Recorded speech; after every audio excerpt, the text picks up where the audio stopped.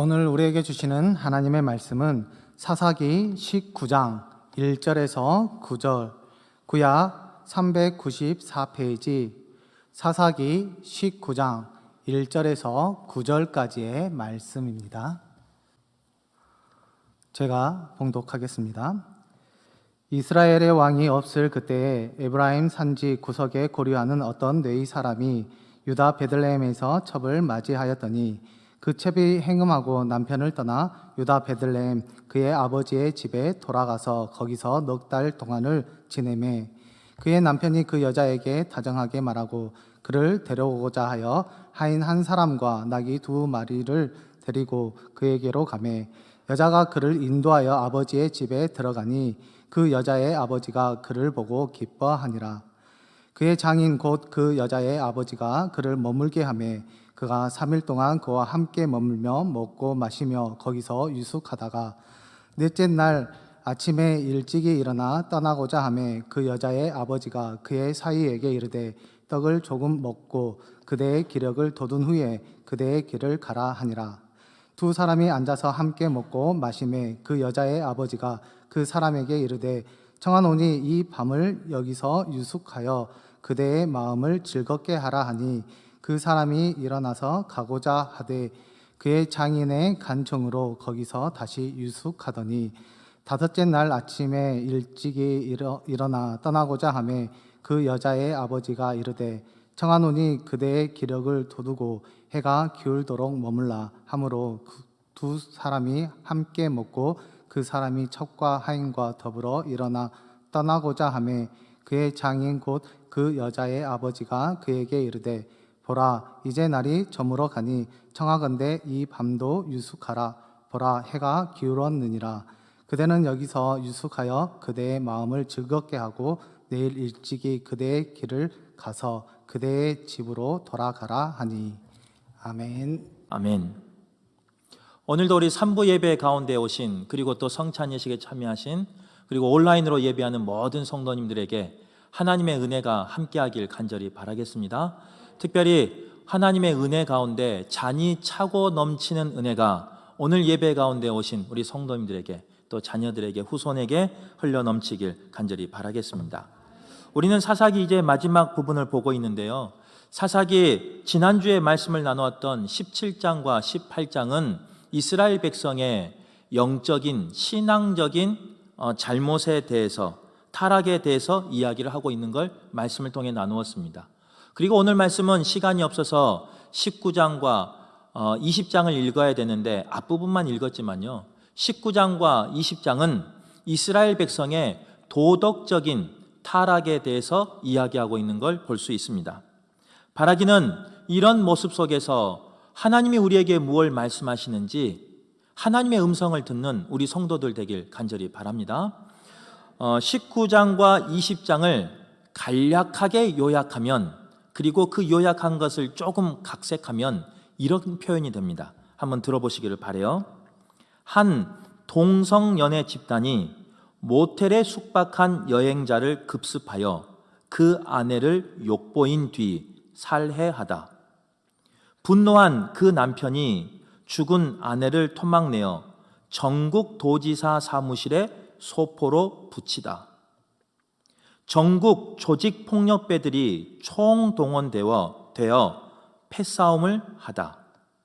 패싸움으로 6만 6천 명이 죽다.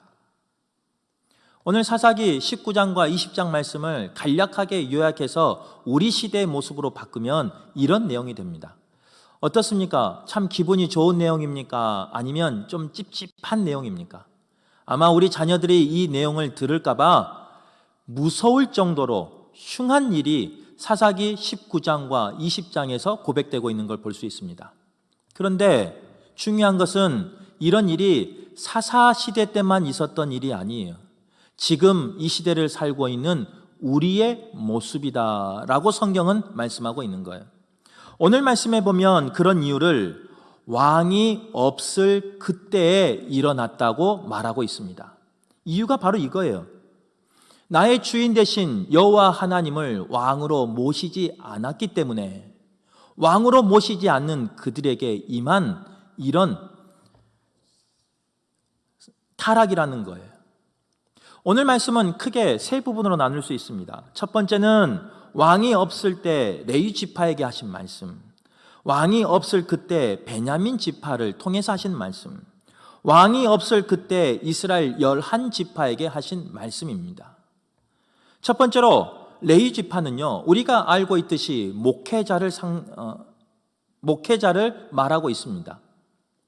즉 다시 말해서 우리에게 오늘 본문은요, 가장 먼저 그 도덕적 타락이 누구에서부터 시작되는가 분명히 말하고 있어요. 다른 사람이 아니에요. 목회자예요. 레위 사람은 어떻게 하였느냐? 하나님의 성전을 지키는 사람입니다. 그런데 그 레위 사람은 첩을 두었습니다. 아내가 있는데 첩을 두었어요. 자신의 욕정에 못 이겨서, 욕망에 못 이겨서 하나님의 계명을 어겼습니다. 그런데 거기서 끝나지 않습니다. 행음을 하고 도망간 그 여인을 첩을 찾아서 장인의 집으로 갑니다. 그런데 그 장인의 집에서 이 레위인은 어떻게 하냐? 오늘 말씀 6절과 9절의 말씀을 보면요, 즐겁게 보내고 있는 걸 볼 수 있어요. 특별히 3일째 돌아가기를 원했는데 장인이 요청합니다. 하루만 더 있어라. 하루 더 유숙합니다. 그리고 또 돌아가려고 하는데 또 요청을 합니다. 그러면서 뭐라고 하느냐? 밤에 먹고 마시며 즐기자. 그 밤에 주는 즐거움을 이 레위인은 마음의 즐거움으로 받았다는 거예요. 좋은 말로 표현해서 그렇지요. 직역하면 이런 거예요. 목회자가 밤에 유흥을 즐긴 거예요. 여자를 즐긴 거예요. 그리고 음주 가무를 즐기는 거예요. 이 시대는 어떤 상황이었느냐? 자신의 소견에 오른 대로 살았던 시대예요. 그래서 영적으로, 신앙적으로 타락해 가고 있는 시대였습니다. 그런데 하나님의 소명을 받은 목회자가 깨어서 기도하며 눈물 흘리며 기도하는 것이 아니라 자신의 욕정을 따라 밤에 즐겼다는 거예요. 얼마나 타락한 모습입니까? 우리 성도님들이 오늘 말씀을 듣고 꼭 기도하셔야 됩니다. 누구를 기도하느냐? 이 시대의 목회자를 위해서 기도해 주시길 바랍니다. 세상은 힘들고 성도들은 눈물 흘리고 애통해 하는데 목회자가 세상의 욕정에 빠져서, 재물에 빠져서, 권력에 빠져서 양을 돌보는 것이 아니라 밤을 즐기고 있다면, 중요한 것은 그 목회자 한 사람 때문에 한 명만 망하는 게 아닙니다. 오늘 나온 이 레위 지파 한 사람 때문에 이스라엘 모든 지파가 죽음을 당하는 걸 볼 수 있습니다. 모든 지파에게 그 화가 임한 걸 볼 수 있다는 거예요. 그래서 기도하셔야 돼요. 한 사람의 목회자가, 한 사람의 지도자가 얼마나 중요한지 오늘 말씀은 분명히 이야기하고 있습니다.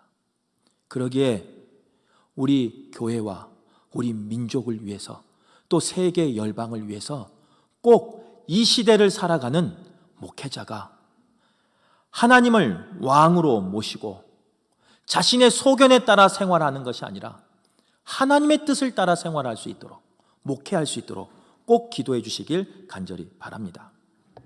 두 번째로는요, 베냐민 지파에게 주신 말씀인데요, 이 베냐민 지파에게는 어떤 사람이 있었느냐?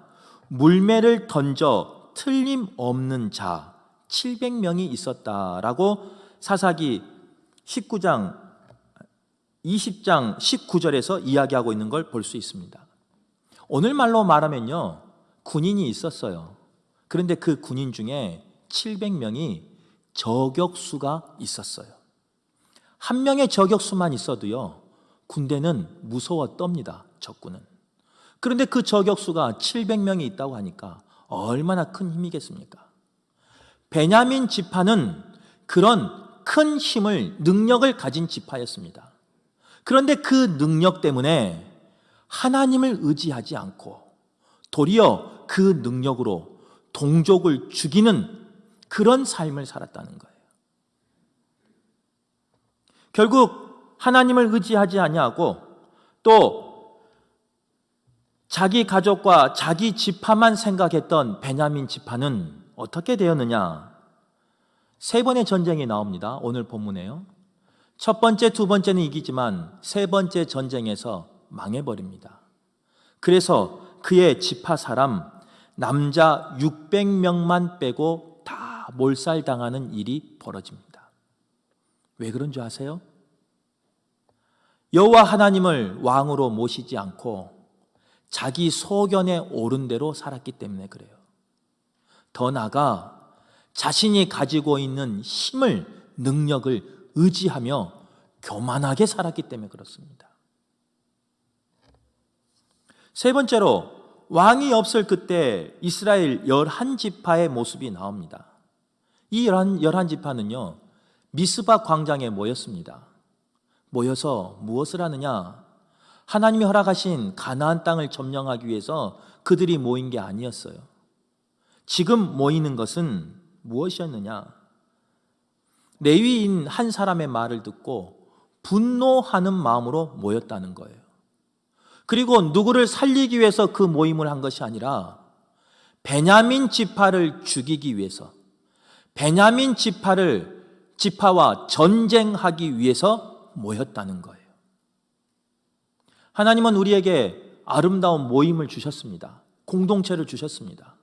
그런데 그 공동체를 통해서 또 그 모임을 통해서 원하시는 것이 있습니다. 생명을 살리고 생명을 구원하고 사람을 살리는 데 쓰임 받으라고 우리에게 모임을 허락해 주셨습니다. 그런데 오늘 본문에 나와 있는 이스라엘 11지파는 살리기 위해서 모인 것이 아니라 죽이기 위해서 자신들의 감정을 가지고 모였다는 거예요. 또한 베냐민 지파는, 이 이스라엘 11지파는요 세 번의 전쟁을 할 때 하나님 앞에 기도는 합니다. 그런데 그 기도가 조금 틀려요. 첫 번째는요 어떤 기도냐면요, 하나님 앞에 기도하지만 하나님, 나 화났습니다. 그래서 우리가 40만 군대를 모았습니다. 그래서 우리가 전쟁할 건데 하나님 승인하십시오. 자신들이 다 결정해 놓고 하나님 앞에 기도하는 모습이 바로 11지파의 첫 번째 기도의 모습이에요. 이겼을까요? 졌을까요? 졌어요. 그 전쟁에서 무려 2만 2천 명이 죽습니다. 두 번째 기도는요 눈물이 있는 기도였습니다. 그런데 그들의 눈물은 자신의 잘못을 회개하는 눈물이 아니었습니다. 자신의 그 병사들이, 자신의 가족이 죽은 것이 억울해서 눈물 흘렸습니다. 더 나아가 그들의 눈물은 회개의 눈물이 아니라 우리가 졌다는 분노의 눈물이었습니다. 그리고 기도하고 나가요. 이겼을까요? 졌을까요? 졌어요. 두 번째 전쟁에서는 무려 18,000명이 죽습니다. 그제서야 이스라엘 백성은요 깨달아 압니다. 우리가 하나님 앞에 잘못하였구나. 우리의 죄를 보지 않고 그들을 감정으로, 그들을 죽임으로 대했구나 라고 생각합니다. 그리고 다시 미스바에 모여서 그들은 전쟁 중임에도 불구하고 금식하며 하나님 앞에 온전히 회개하며 다시금 전쟁에 나간 걸 볼 수 있습니다. 온전한 회개가 있을 때 하나님은 세 번째 전쟁에서 승리케 하셨습니다. 중요한 것은 오늘 이 기도의 내용에 보면요 중요한 메시지가 있어요. 연합지파에 모인 처음 군대의 수는 40만 명이었습니다. 한번 계산해 보세요. 첫 번째 죽은 사람의 수는 2만 2천 명이었습니다. 두 번째 죽은 사람의 수는, 전쟁에서 죽은 사람의 수는 1만 8천 명이었습니다. 1차와 2차에 죽은 사람의 수는 몇 명일까요? 4만 명. 잘 생각해 봐요. 40만의 군대를 모아서 싸우러 나갔어요. 그런데 그들은 10의 1인 4만 명을 잃고 나서야 자신의 죄를 깨달아 알았어요. 그래도 이 지파는요, 이 11지파는요, 감사한 거예요. 10의 1을 잃고 나서야 그래도 하나님 앞에 돌아왔기 때문에. 전쟁에 나가기 전에는 이 모든 것이 자신의 것이라고 생각했습니다. 그런데 10의 1을 잃고 나니까 아니다. 하나님의 것이구나. 하나님이 허락하셨구나. 이것을 깨달아 알았어요. 그런데 우리의 삶 가운데서는요, 자신의 능력만 의지한 사람도 있고 감정만 내세운 사람도 있고 10의 1을 잃어버렸음에도 불구하고 하나님 앞에 돌이키지 못한 사람들이 있습니다. 결국 이 전쟁은 끝났지만 누구의 승리라고 말하기가 어렵습니다. 왜냐? 이 전쟁으로 이스라엘 민족 6만 6천 명이 죽었기 때문에 그렇습니다. 말씀을 정리하겠습니다. 오늘 이 사사기에 나온 목회자에게, 힘 있는 능력 있는 사람에게, 그리고 함께 모여 연합한 사람들에게 하나님은 분명히 말씀하십니다. 하나님을 왕으로 모시지 않는 목회자, 힘 있는 사람, 연합하는 사람 다 쓸어버리겠다라고 말씀하고 있는 겁니다. 하나님을 왕으로 모시지 아니하고 왕이 없는 그때에 자기 소견대로 사는 목회자, 힘 있는 자, 연합하는 자, 하나님은 용서하지 않습니다. 바라기는 오늘 이 말씀이 저와 우리 성도님들에게 들리는 말씀 되시길 간절히 바라겠습니다. 혹 우리의 모습이 이런 모습이 있다면 오늘 말씀을 통해서 돌이켜 하나님 앞에 심판받는 것이 아니라 하나님 앞에 쓰임받는 우리 성도들, 또 저의 모습 되길 간절히 바라깁니다.